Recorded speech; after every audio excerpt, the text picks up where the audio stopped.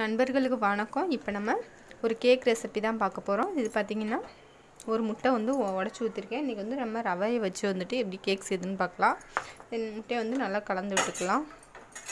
முட்டைக்கு பதிலாக தயிர் கூட சேர்த்துக்கலாம். முட்டை வேணாங்கிறவங்க வந்து தயிர் வந்து ஒரு 2 ஸ்பூன் சேர்த்துக்கோங்க.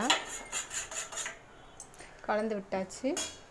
இப்போ இது கூட வந்துட்டு ஒரு அரை லெமன் வந்து சேர்த்துக்கிறேன்.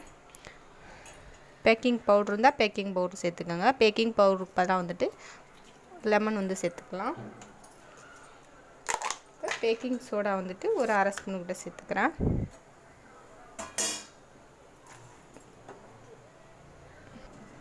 இப்போ இது கூட வந்துட்டு இந்த ரவை வந்து சேர்த்துக்கிறேன். இது பார்த்திங்கன்னா 250 கிராம் வந்து ரவை இருக்கும்.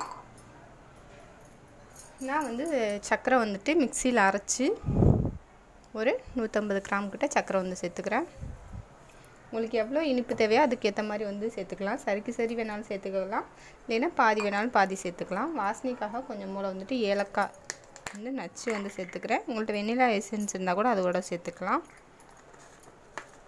இப்போ இது எல்லாம் வந்து ஒரு வாட்டி கலந்து விட்டுக்கலாம்.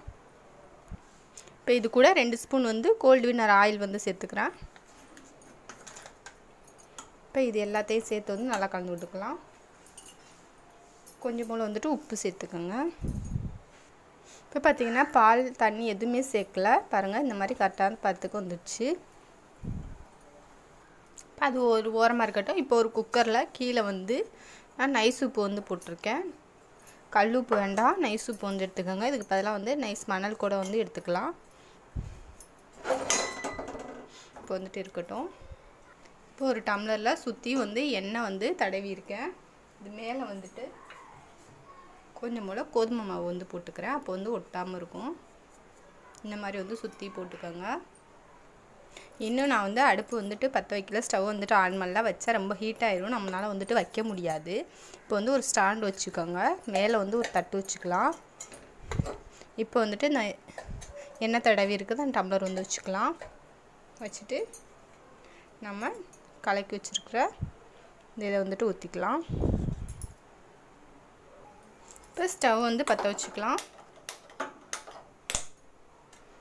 அவ்வளோதான் இருக்கட்டும். இப்போ வந்துட்டு மூடி வச்சிடலாம். 1 ஹவர் வந்துட்டு இப்படி சிம்மில் வச்சுட்டு இப்படியே வந்துட்டு இருக்கட்டும். வெயிட் பண்ணலாம்.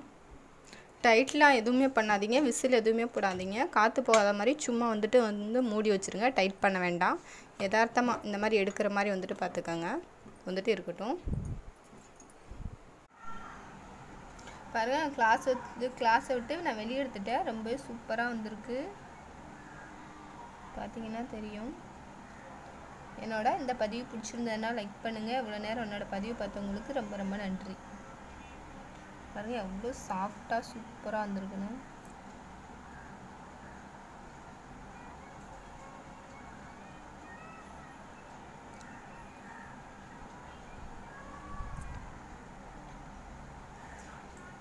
ரொம்ப சூடாக இருக்குது, சூப்பராக இருக்கும். இவ்வளோ நேரம் என்னோடய பதிவு பார்த்தவங்களுக்கு ரொம்ப ரொம்ப நன்றி.